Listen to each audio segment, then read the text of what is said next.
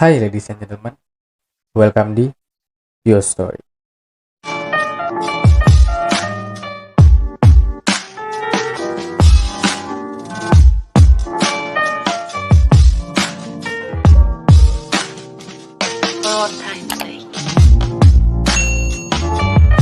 Apa kabar teman-teman? Gue harap kalian selalu sehat, tetap semangat di setiap aktivitas kalian. Semoga hari-hari kalian menyenangkan, tetap prokes, dan terima kasih sudah klik video ini.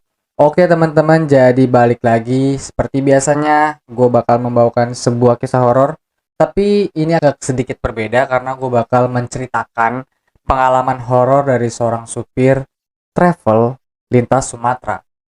Ya, sebenarnya kita juga tahu ya kalau lintas Sumatera itu memang sering banget diceritain kalau banyak kejadian-kejadian aneh ataupun kejadian kriminal yang terjadi di lintas Sumatera ini. Kayak bisa dibilang tuh lintas Sumatera adalah salah satu perjalanan yang berbahaya. Nah, tapi khusus kali ini gue bakal menceritakan kisah horor seorang supir itu yang membawa penumpang yang sudah meninggal sebenarnya, teman-teman. Nah, tapi sebelum lanjut, kayak biasanya gue mau ngingetin itu ada tombol subscribe di bawah. Tolong dipencet dulu tombolnya, hitung-hitung sebagai bukti sayang kalian, support kalian buat gue biar gue ini selalu semangat nih kasih kisah-kisah menarik buat kalian. Dan tentunya kalau misalnya kalian suka, gampang banget tinggal di like dan di komen. Oke teman-teman, gue rasa nggak perlu banyak bacot lagi, jadi langsung aja ya kita gas tuntas. Supir ini bernama Tony dan sudah hampir 20 tahun ia bekerja sebagai supir travel lintas Sumatera, teman-teman. Dan selama 20 tahun itu, ini merupakan pengalaman horor yang paling membekas untuknya. Kejadian ini terjadi di tahun 2007, di mana saat itu jam sudah menunjukkan pukul 11 malam. Waktunya untuk jalan, dan dalam daftar yang tercatat, travel ini tuh cuma berisi 3 penumpang aja, teman-teman. Ini bukan musim liburan, bukan juga akhir pekan.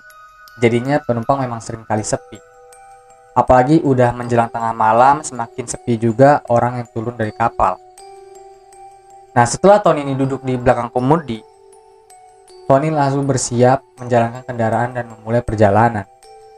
Memperbaiki posisi kursi agar lebih nyaman, menyiapkan air minum dekat dari jangkauan, memeriksa posisi kaca spion, memastikan kalau arah pantulannya sudah benar. Biasanya kalau Tony ini lagi nyetel kaca spion, dia juga bakal sekalian memeriksa penumpang yang ada di belakang, teman-teman. Menghitungnya kembali apakah sudah benar jumlahnya atau belum. Nah, karena penasaran, Tony ini lalu menoleh ke belakang. Tapi penumpang ini ada 4. Satu orang laki-laki duduk di deretan kursi yang persis di belakang Tony. Nah, penumpang ketiga dan keempat, bapak dan ibu, duduk di deretan kursi kedua. Satu lagi penumpang seorang perempuan yang duduk di kursi paling belakang. Tony ini ngira kalau tadi pas lagi dia ke toilet ada penumpang satu lagi yang naik. Nah, karena sudah semakin malam, jam 11 lewat 10 menit kala itu, Tony memutuskan harus memulai perjalanan. Tapi baru aja dia hendak lepas rem tangan, dia ini tiba-tiba mendengar suara teriakan seseorang. Ton! Ternyata itu adalah Bang Tobing yang manggil. Nah, Bang Tobing ini adalah bos dari travel lintas Sumatera ini, teman-teman, yang selalu mencatat jumlah penumpang. Nah, karena sudah memanggil itu dari kejauhan, Ton ini ngelihat kalau Bang Tobing itu memberikan isyarat mengacungkan jari telunjuknya. Terus sambil berteriak, 1 ton! Gitu katanya. Nah, karena dia sudah mengatakan seperti itu, akhirnya si Tony ini mengerti apa maksud dari Bang Tony, berarti jumlah penumpang ini bertambah 1. Ya udah, akhirnya setelah itu dia melepas rem tangan lalu menginjak pedal gas perlahan, perjalanan pun dimulai. Jalur Bakauheni Bandar Lampung. Jalur ini merupakan rangkaian awal dari jalan lintas Sumatera, teman-teman. Karena memang dimulai itu dari ujung Pulau Sumatera paling timur dan akan berakhir di ujung barat, yaitu Provinsi Aceh. Tapi travel ini tuh nggak bakal sampai Aceh. Perjalanan hanya sampai Bandar Lampung yang jarak tempuhnya itu sekitar 100 km. Dan biasanya kalau jalan tengah malam seperti ini, seluruh penumpang itu bakal tidur di kursinya masing-masing. Sama kali ini juga, si Tony itu melihat lewat kaca spion kalau terlihat semua penumpang itu tertidur di kursinya masing-masing, kecuali penumpang perempuan yang duduk paling belakang karena Tony ini nggak bisa memastikan dia tidur atau enggak. Pandangannya itu terhalang oleh sandaran kepala kursi. Mobil travel ini ukurannya sedang, berkapasitas maksimum 12 penumpang, yang dipacu dan kecepatan sedang juga menembus jalan gelap di jalur lintas Sumatera. Perjalanan tengah malam adalah salah satu perjalanan favorit untuk Tony. Kenapa? Karena salah satunya adalah jalanan cenderung sepi, jadinya dia bisa lebih santai dalam mengemudi dan gak terlalu lelah. Hanya harus berusaha untuk gak ngantuk dan tetap berkonsentrasi. Kalau tadi mereka berangkat sekitar jam 11 malam, berarti nanti sekitar jam 2 seharusnya travel ini sudah selesai mengantar penumpang ke tujuannya masing-masing. Travel tempat Tony bekerja ini bisa antar jemput penumpang di tempat yang diminta teman-teman. Tergantung pada kondisi dan situasi, apabila memungkinkan atau jaraknya masih masuk akal. Ada 3 alamat di daftar yang Bang Tobing taruh di dashboard. Dan Tony harus mengantarkan penumpang itu ke 3 alamat yang tercantum. Tapi kan sebenarnya ada 4 penumpang. Berarti satu penumpang ini diperkirakan bisa turun di terminal atau pool. Gak terasa udah sekitar 45 menit perjalanan yang sudah mereka tempuh. Pas Tony melirik layar dashboard, indikator menunjukkan kalau bahan bakar sudah hampir kosong. Ya udah, akhirnya mau gak mau, ia akan berhenti di pom bensin yang letaknya gak jauh selepas kota Kalianda. Kebetulan, jarak pom bensin yang Tony maksud itu udah deket. Hanya tinggal beberapa ratus meter dan cuma butuh beberapa menit doang teman-teman. Waktu udah menunjukkan jam 12 tengah malam. Setelah itu, Tony menuju toilet untuk membasuh muka biar gak ngantuk. Nah, selesai dari toilet, dia kembali lagi ke mobil. Pengisian bahan bakar juga udah selesai. Nah, ketika lagi melakukan pembayaran, Tony melirik ke dalam mobil, sekalian memeriksa keadaan penumpang. Apakah semuanya masih ada di tempat duduknya masing-masing atau enggak. Ternyata masih lengkap, semua masih ada, 4 penumpang masih di posisi semula juga, masih kelihatan tertidur, kecuali penumpang perempuan yang di belakang. Dia nggak tidur, malah duduk tegak tanpa bersandar menatap ke depan. Nah, pas lagi dia udah lihat 3 alamat itu, dia ini seneng teman-teman. Kenapa? Karena letaknya itu masih di dalam kota dan nggak akan memakan waktu yang lama. Jadi setelah selesai mengantar penumpang itu, si Tony bisa langsung balik ke Kota Raja. Nah, Kota Raja itu adalah letak di mana pool kendaraan travel ini berada. Singkat cerita lagi, akhirnya 2 penumpang sudah Tony antar ke alamatnya. Tersisa 2 lagi nih, laki-laki yang duduk sendirian dan perempuan yang duduk di belakang. Sudah jam 1 lewat, pas mereka akhirnya sampai di alamat terakhir, yaitu ke Daton 5. Ngelirik ke arah kaca spion, si Tony ini ngeliat kalau 2 penumpang dalam keadaan terjaga teman-teman. Penumpang perempuan tetap duduk diam dengan tatapan menghadap ke depan, sementara penumpang laki-laki terlihat memperhatikan pemandangan di luar. Wangi parfum juga masih tercium, walaupun gak sekuat di awal tadi. Rumah tempat tujuan penumpang perempuan ini ternyata terlihat gelap, hanya satu lampu teras yang menyala. Sudah menjadi kebiasaan kalau misalnya penumpang yang turun itu adalah perempuan atau orang tua, si Tony ini bakal ikut turun buat menawarkan bantuan atau sekedar menunggu sampai dia masuk ke dalam rumah teman-teman. Si Tony ini turunlah dari kendaraannya kan. Nah, di luar dia memperhatikan penumpang ini turun dari kendaraan. Hanya tas kecil doang yang jadi barang bawaannya. Suasana gelap, tapi Tony ini masih bisa ngelihat penampilannya. Perempuan ini cantik dengan rambut sebatas bahu, wajahnya agak pucat seperti kelelahan, mungkin karena baru saja menempuh perjalanan jauh. Nah, ketika pas lagi perempuan ini udah turun, dia langsung bilang, "Hati-hati ya bang, kalau bisa langsung aja ke pol, nggak usah antar penumpang lagi." Terus si Tony ini bingung dong teman-teman, lah kan masih ada 1 penumpang di dalam travel. Nah, dia akhirnya nanya dong, loh kenapa emangnya mbak, gitu kan masih ada 1 penumpang lagi tuh. Tapi si perempuan ini kayak tetap kekeh gitu loh, dia bilang, "Udah, kalau bisa langsung balik aja ke pol." gitu kan. Ya udah, akhirnya karena si Tony ini nggak terlalu berpikiran yang macem-macem, akhirnya dia langsung berpamitan lah, gitu kan. Tony langsung naik ke travelnya, terus pergi meninggalkan tempat itu. Nah, tinggal 1 penumpang lagi kan teman-teman yang harus Tony antar. Tapi si Tony ini kan bingung gitu loh, karena alamat penumpang terakhir ini nggak tercantum dari daftar yang Bang Tobing kasih kan. Jadi si Tony ini ya inisiatif, dia langsung nanya, "Mas, mau diantar kemana ya? Atau turun di pol aja?" Tapi penumpang ini jawab teman-teman, dia bilang, Berhenti bang. tapi dia jawabnya tuh dengan datar. Ya udah, akhirnya ngedengar kayak gitu, si Tony langsung tancap gas lagi, mengarahkan travelnya itu menuju daerah Branti yang jaraknya sekitar 30 menit dari Kedaton. Nah, ketika dalam perjalanan yang seharusnya nggak terasa lama itu, ternyata si Tony masih cium wangi parfum yang menyengat itu, teman-teman. Dan kali ini baunya itu semakin kuat. Ya, akhirnya dia langsung memikirkan, oh ternyata mas ini yang wangi dari tadi, bukan perempuan yang sudah turun tadi. Begitu pikir si Tony kan. Beberapa kali si Tony ini ngelirik kaca spion, teman-teman. Dia memperhatikan kalau ternyata penumpang terakhir ini posisinya itu selalu sama, duduk tegak sambil terus menatap keluar. Penumpang laki-laki ini berumur sekitar 30 tahun.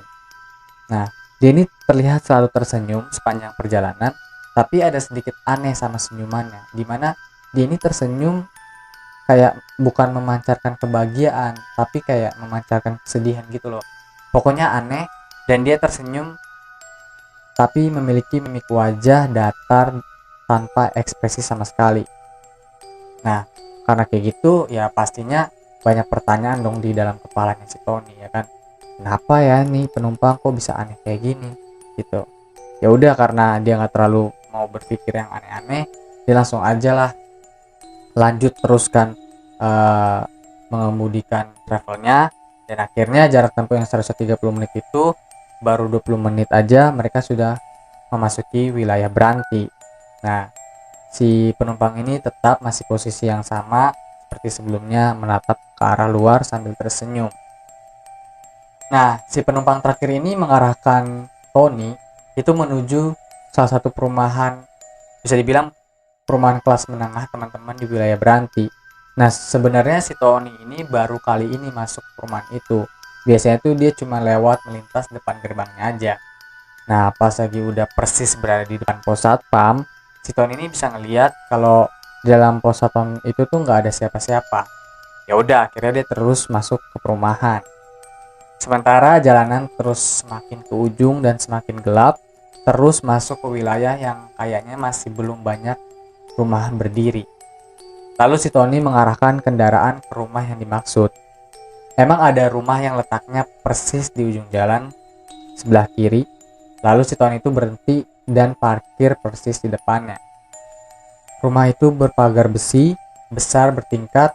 Tapi ya si Tony ini nggak bisa ngelihat secara jelas, teman-teman, karena kondisi saat itu tuh benar-benar gelap.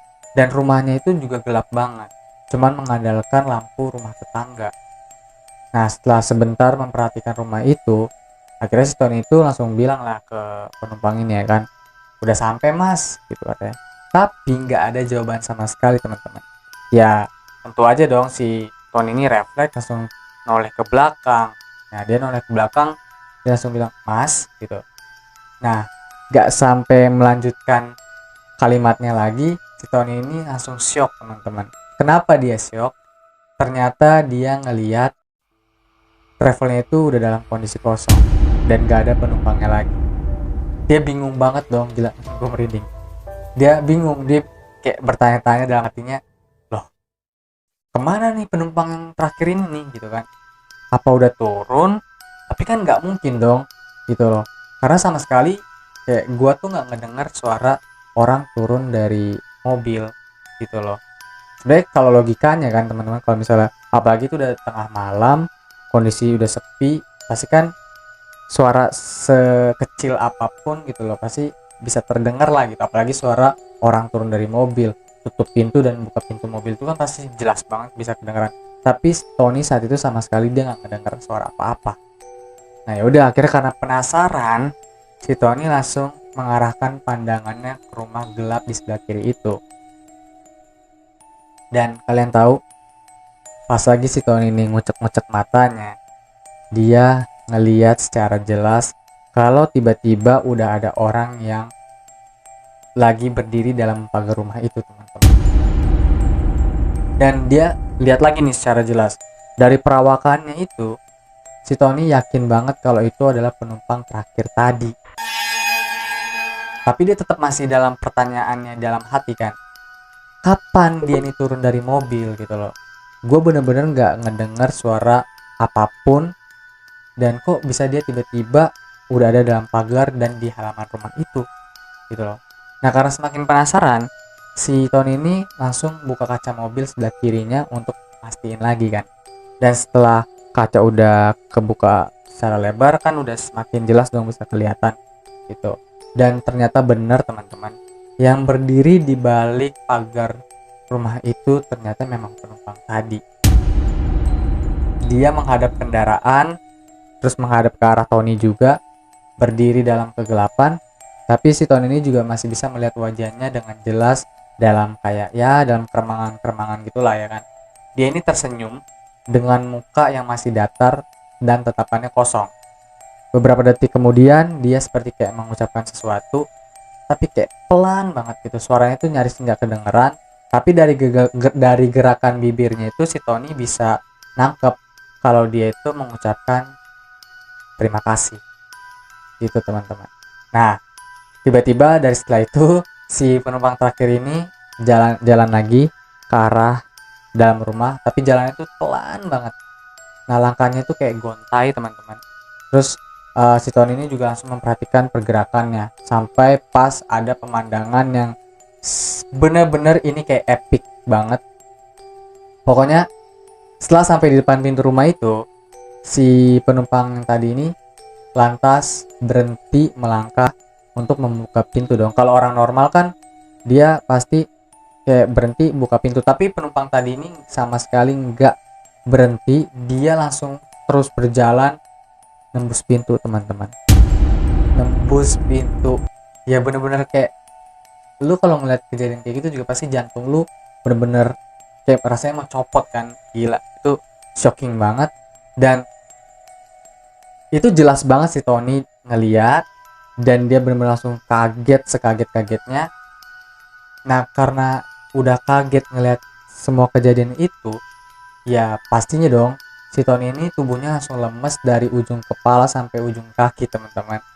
Nah, tapi beberapa saat kemudian itu dari kaca spion dia bisa ngeliat kayak ada kilatan cahaya dari belakang.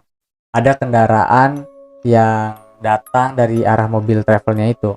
Nah, lalu si Tony ini ngebuka lah kaca jendelanya kan. Ternyata cahaya lampu itu merupakan lampu motor yang dikendarai oleh security perumahan tersebut. Nah, karena udah semakin dekat, si pas security ini nanya, Lagi ngapain bang? gitu kan. Nah, terus si Tony bilang, nganter penumpang pak, gitu. Tapi dia tuh ngejawab dengan sedikit gagap, ya karena shock kan, wajar gitu. Nah, ya udah si Tony langsung ngomong, Ke rumah itu ya nganternya? iya pak, gitu. Ya udah dia langsung bilang, Oh gitu. Yaudah yuk ke pos depan dulu yuk. gitu kata satpamnya. Udah, terus si Tony bilang, oh iya pak, gitu. Nah, udah tuh mereka akhirnya ke pos perumahan, dan sesampainya di pos security itu si Tony turun terus duduk di kursi, tapi dia disiapin minum dulu nih sama securitynya teman-teman, biar nggak shock kan, biar bisa lebih tenang dulu gitu kan, lebih tenang lagi. Akhirnya baru deh setelah itu si satpam itu nanya, Abang tadi nganter penumpang ke rumah ujung itu kan? gitu kan. Iya pak, kata si Tony. Oh gitu. Ada kejadian aneh nggak? Tanya si satpamnya. Terus barulah si Tony karena udah merasa lebih baik, merasa udah sedikit lebih tenang, dia ceritain lah semuanya, peristiwa aneh dan seram yang baru aja dia rasain. Nah, setelah dia selesai cerita, barulah gantian nih si security-nya yang cerita teman-teman. Jadi sebenarnya penumpang terakhir itu bener rumahnya di ujung jalan tadi, dan para security juga punya gambaran yang sama dengan si Tony dengan perawakan penumpang itu teman-teman. Penumpang tadi itu namanya Husairi, umurnya 30 tahun. Dia bekerja di Jakarta, dan setiap 2 minggu sekali itu dia pasti pulang ke rumahnya di Beranti ini. Rumahnya itu diisi oleh anak, istri, serta mertuanya. Tapi sekitar 6 bulan yang lalu, Pak Husairi ini meninggal dunia. Dia menghembuskan napas terakhirnya dalam perjalanan pulang. Kendaraan yang dia kendara itu mengalami kecelakaan di daerah Kalianda. Nah, setelah kematian Pak Husairi, keluarganya itu meninggalkan rumah ini lalu pindah ke tempat lain. Nah, sejak saat itulah rumahnya itu menjadi kosong. Terus menurut cerita security ini juga, ternyata Tony ini bukanlah sopir travel pertama yang mengalami kejadian ini. Jadi sebelumnya itu sudah ada beberapa kali travel juga mengantar almarhum Pak Husairi pulang ke rumah tersebut. Oke teman-teman, itulah salah satu pengalaman dari seorang supir travel lintas Sumatera yang menurut gue tuh juga serem sih. Gue selama kayak nyeritainnya juga kayak, wah ini serem sih emang, asli gitu kan. Dan nyata, ini kejadian nyata teman-teman, kisah nyata. Oke, gue harap kalian suka sama cerita yang barusan gue bawain. Dan oh ya, gue juga mau ngingetin pastinya kayak biasanya kalau kalian punya rekomendasi atau referensi cerita, silakan komen di bawah. Harus komen di bawah biar di next one itu gue bisa bawain teman-teman. Dan gue juga terima kasih kalian udah stay di video ini, udah nonton sampai akhir tanpa di pause, tanpa di keluarin videonya gitu. Pokoknya thank you banget tuh, dan thank you kalian tetap udah support gue sampai saat ini. Oke teman-teman, mungkin gue rasa itu aja. Sekali lagi terima kasih, tetap sehat, tetap semangat, dan sampai ketemu di konten selanjutnya. Gua pamit. Dadah.